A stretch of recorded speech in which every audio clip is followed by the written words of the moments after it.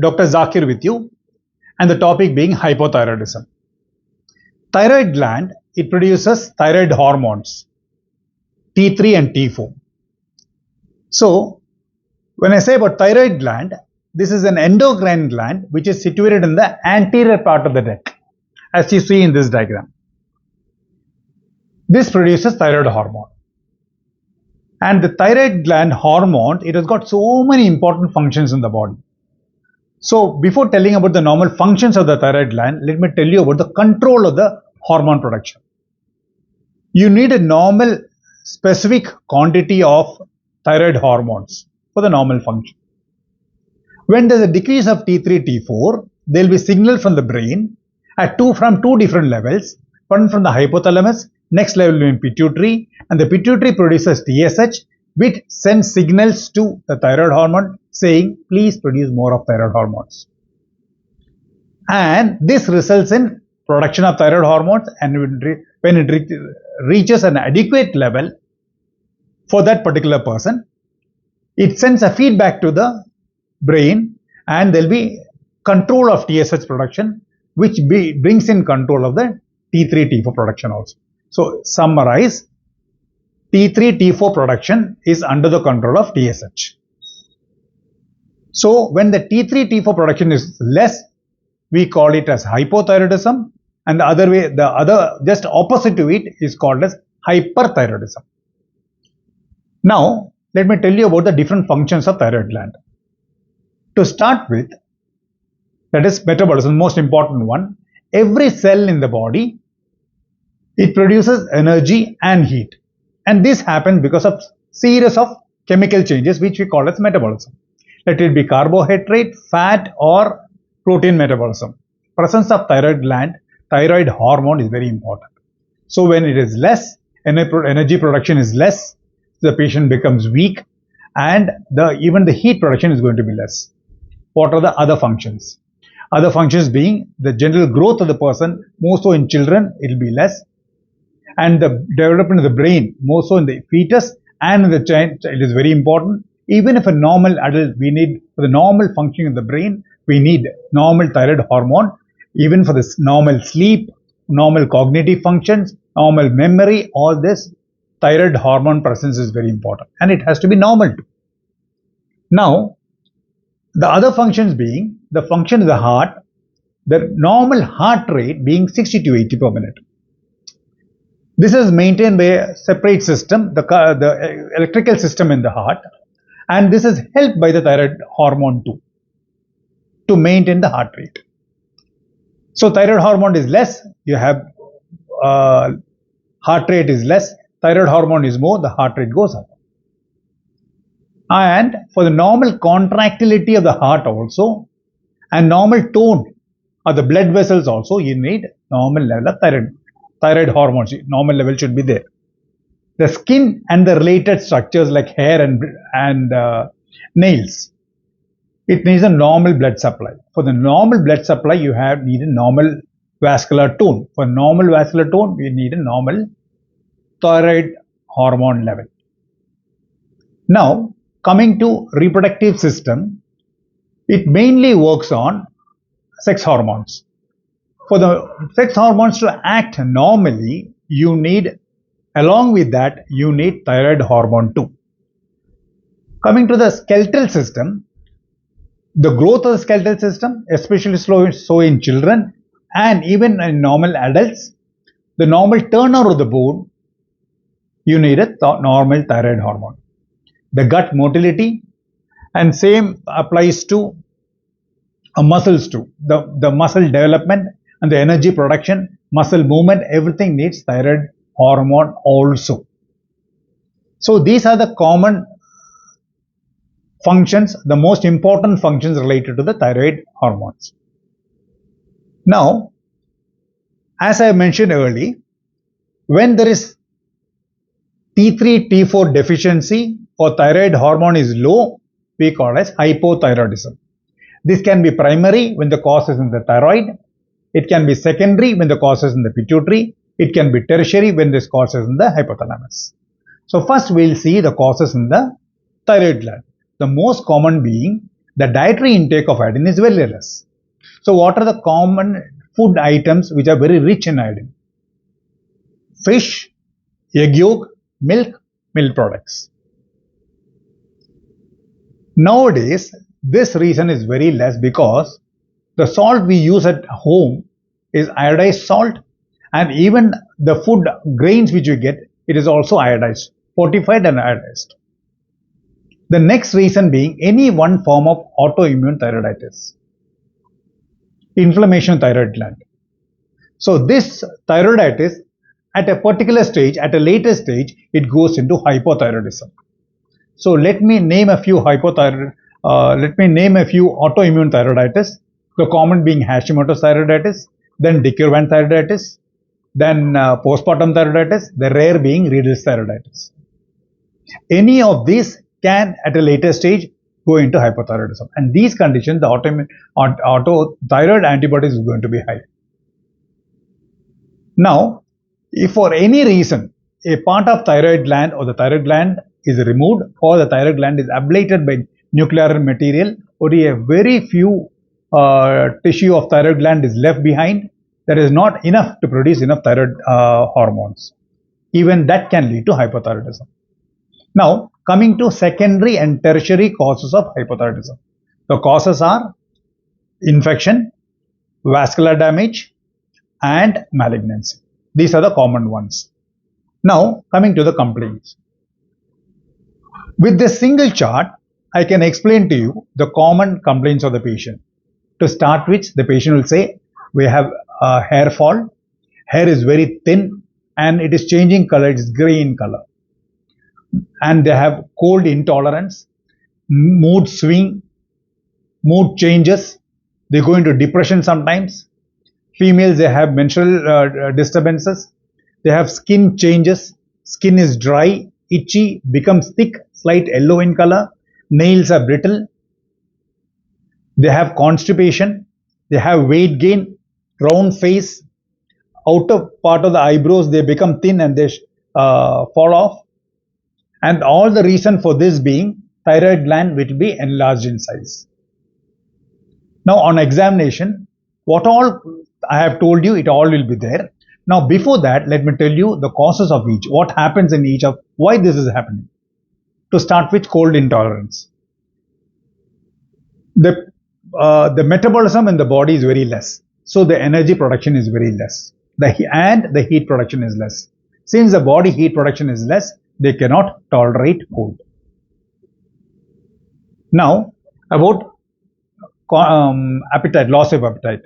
The reason being metabolism is less, so the energy production is less again. Now because they are tired, they fatigue, they don't feel like eating. The third one being they have enlarged thyroid gland. Why? Because they are in a state of hypothyroidism. The brain keeps on sending signals to thyroid gland saying, please produce more of thyroid hormone. Because of this continuous signal from the brain, the thyroid gland is enlarged. That is the reason for this. Now, you have sleepiness. But sleepiness because of tiredness. But actually the sleep is also less. In spite of that, they have sleepiness. Why they are not able to go into deep sleep? Because, let me tell you the basics of sleep. Now, the stages of sleep, you have first stage is NREM sleep, the second stage being REM sleep. Sorry. The NREM sleep, you have stage 1, stage 2, stage 3. Those person who spend their proper time in stage 3 of NREM sleep and they spend proper time in REM, they sleep well and they get up fresh. If they get up fresh, they have less sleepiness in the day.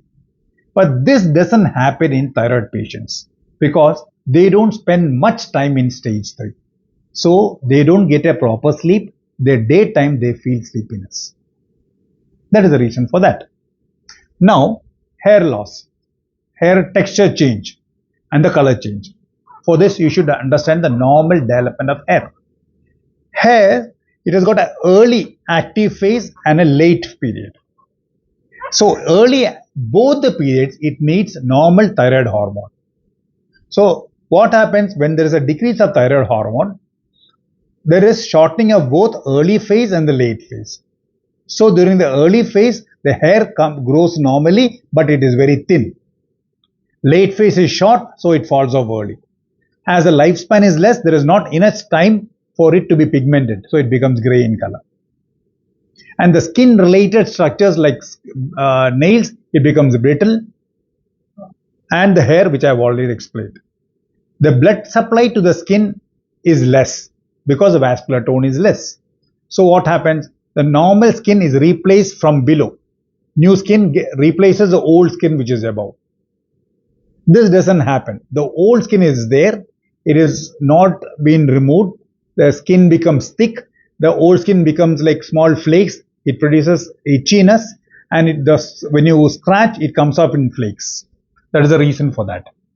Now, in females, when they have periods or menses, it is not normal.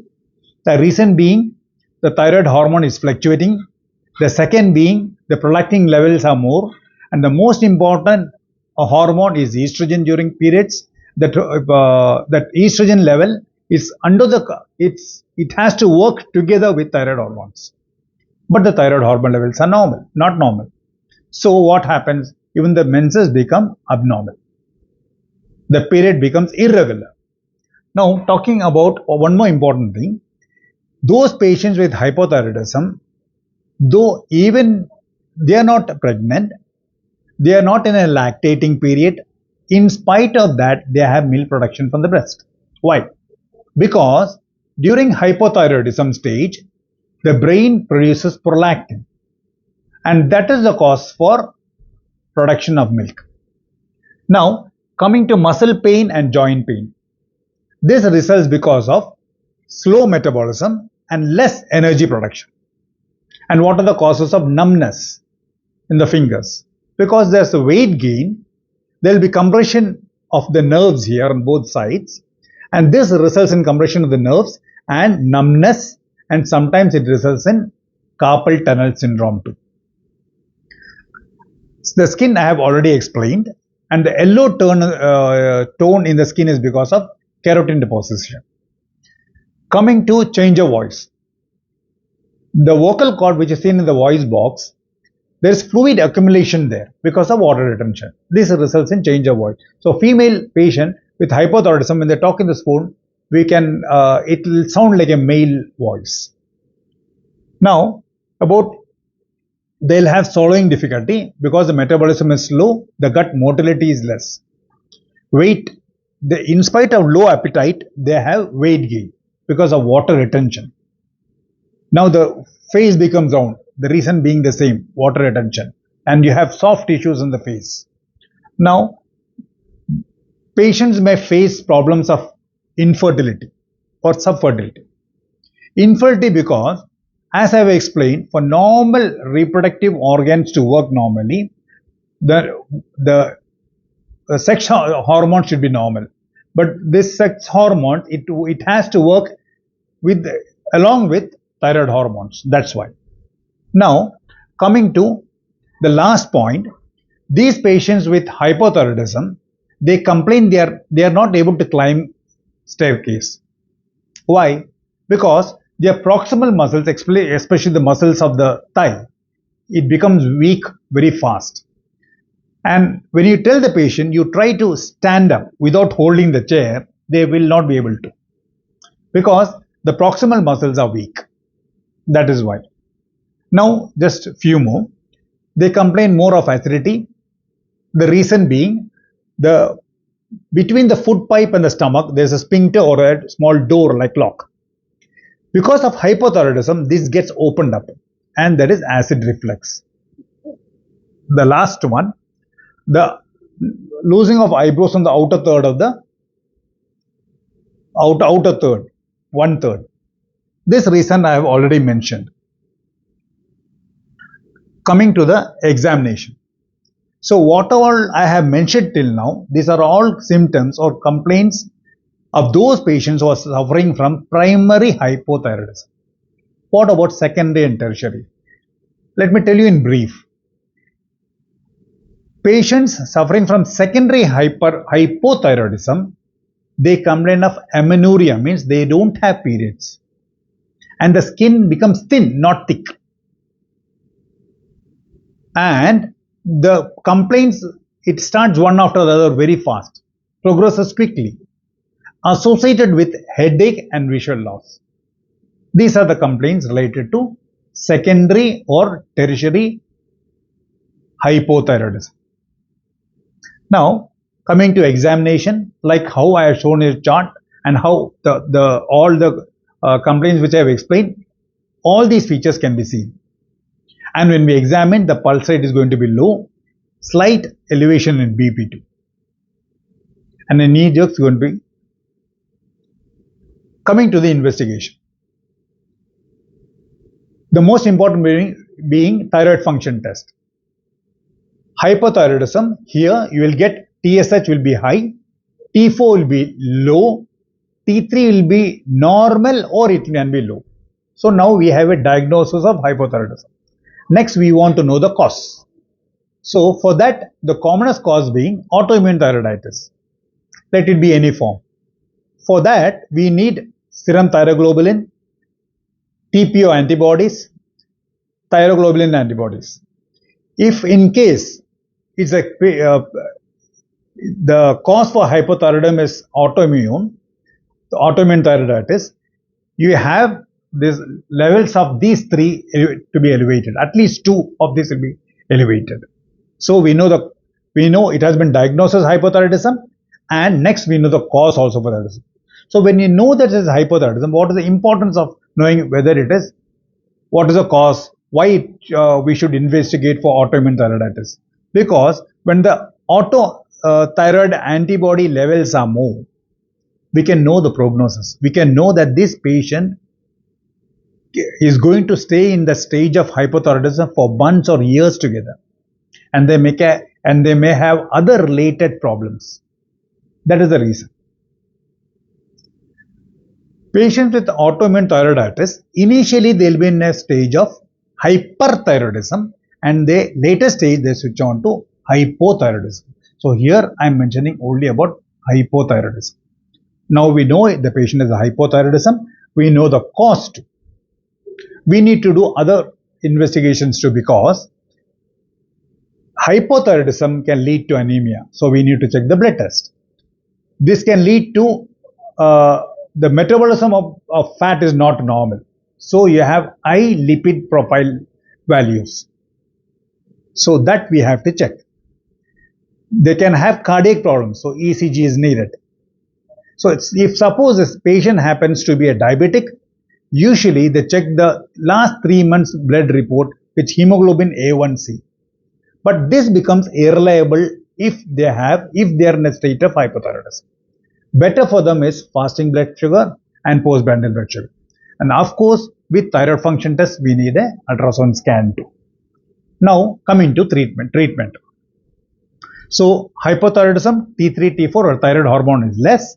So, we have to replace with L-thyroxine, which is T4. So, there is a technique or method to take this tablet. So, let me explain to you that. The doctor has prescribed you particular dose of levothyroxine. You are supposed to take it in the morning. As soon as you get up, you brush your teeth. That prescribed dose tablet along with a sip of water, you take the tablet. And please do not take any other tablets along with this. Let it be vitamin, let it be antacids or iron tablets or any tablets. Do not combine with any other tablets. You take with sip of water, that is normal water, not hot water or warm water. And once you have taken the tablet, please do not take anything else at least for 1 hour. This is the normal technique of taking the tablet. Now, this I have already explained to you. At home, you store the tablet in a normal place where it is not warm or hot. And don't keep the bottle open. If suppose you have missed 1 day dose, what do you need to do? Next day, you take double the dose. But don't make it a practice of missing it. You take it regularly, like how I have told you. and that the doctor will decide for how long what dose to be taken depending upon your TSH value. And another important point being, don't keep on changing the brand of the drug. Suppose you are taking one brand, please do continue at least for a year. If suppose in between you are not able to get that particular brand and you want to switch off to new one, with the new brand tablet, you continue for a year. Do not keep on changing it. So these are the things related to the tablet. Now, the hypothyroidism patients, most of them females, they have so many other problems related to the hypothyroidism, but most of them, they're more concerned about the hair. They say the hair is very thin, it has become gray in color, hair fall is more. Can you please tell us something about it? So let me tell you some tips for it. The most important being, avoid hair dye. Why? Because it's not going to work for you. The hair is become gray because it is short-lived, and that's why there is no pigmentation in that, and it's going to fall off. And even if you dye it, it is not going to last long. There's no point in doing it. Use hair shampoo, hair conditioner regularly, and try to avoid hair dryer, because when you increase your hair dryer heat system, it's going to increase your hair fall. That's why. Now, what's the difference between hair shampoo and hair conditioner? Hair shampoo is a replacement for soap, so it cleans up all the dust. That means you are supposed to apply this in the scalp. Hair conditioner means it separates the hair, each hair, and increases the texture. It discourages entanglement. So this is supposed to be applied in the hair, not in the scalp. So how do you do that? So before you're taking a bath, at least 15 minutes before, you comb your hair with a wide teeth comb your hair properly, wet your hair completely, apply your conditioner in the hair, not in the scalp, leave it for 5-10 minutes. Then you take your bath. When you go for bath, you apply shampoo in the scalp, leave it for 5 minutes, take your bath. After a shower, when you come up, you make it dry completely, avoid hair dryer. And when it becomes dry completely, you can comb it. This is about hair care. Now, for some patients, this thyroid hormone is not under control. Why? In spite of taking tablet. The most common cause being they are not taking the tablet properly. They skip the dose. One, they don't take it properly. They get up in the morning, they brush their teeth, they take the tablet. Along with that, they combine some other tablet. Or they drink something hot along with it. Or they take or eat or drink immediately, or at least just 15 or 20 minutes later. They are in a hurry for everything. So that is not the way to do it. I have already explained the technique of taking the tablets. So these are the common causes. Other being, if you keep on changing the drug brand also, it is not good. The last being, the thyroid drug resistance can come. That is the last rare cause. Now, when the doctor has prescribed you L-throxine tablet or a levothyroxine tablet, for a young patient, you can take the dose. The full dose will be prescribed to you. One particular dose will be prescribed to you. That means you can start at a higher level. If the patient happens to be an elderly person or he has got a cardiac problem, even if he needs higher level of L-throxine, the doctor will always start with the lowest possible dose so that it does not affect his cardiac function. Now, few more things before winding up. These are the most common questions being asked. So many of them, they call me. They keep on asking me this. Whether this is a fact or it is a myth. They say, doctor, we have seen somewhere, we have heard somewhere, we have seen in YouTube, in a TV channel and a lot. So these are the particular things, whether this affects thyroid gland, whether we should avoid it or not.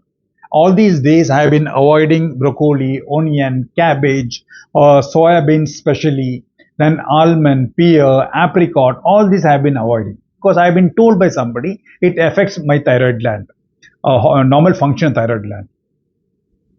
The answer is, it's all myth. It doesn't matter what food you take. As far as your you take your tablets regularly in the proper manner and your thyroid function test is normal. So if you ask me what dietary changes I should bring to, the answer is going to be you are supposed to take high fiber diet, which can help you. So that means if you can take oats and you can add up carrot, and if you can take banana and orange in between, and if you can take whole grain and cauliflower and green leafy vegetables, these are going to help you a lot. And to wind up, let me tell you that seasoning of the salad, everything with olive oil is really good. There's a special diet for thyroid which is called as the Mediterranean diet, which mainly concentrates on the importance of olive oil in patients with hypothyroidism. So that is really going to help you. Now, few more things. Your hypothyroidism being corrected, you have been advised to take levothyroxine tablet. Along with that, if you can do isometric exercises regularly, say 15 or 20 minutes every day, isometric exercises is going to help you. Likewise, along with this, if you have vitamin D deficiency, you need to correct it. And if you can supplement vitamin E, well and good. Drink a lot of water. And annually once, you have to check your vitamin D along with TSH. TSH can be checked every 6 months or even annually. So the TSH, it has to be checked in the morning. That is between 8 and 10 o'clock. And the most common question they used to call and ask me is, it should be on empty stomach or after food. Either way, it's fine. It doesn't affect the outcome of the result. So it has to be taken in the morning between 8 and 10 o'clock. Every 6 months or annually at least once. When it is normal, just keep on repeating it. If it is abnormal, then the doctor will tell you to repeat it 3 months, and we have to do T3, T4 and TSH together. So this is how we manage a case of hypothyroidism. So I have explained to you what is hypothyroidism, what are the common causes of primary hypothyroidism, and the common complaints, examination findings, main investigation related to it, treatment, technique of taking the food or taking the tablet, and mainly the food habit change, high fiber diet, and few more tips regarding what to do and what not to be done at home. Thank you so much.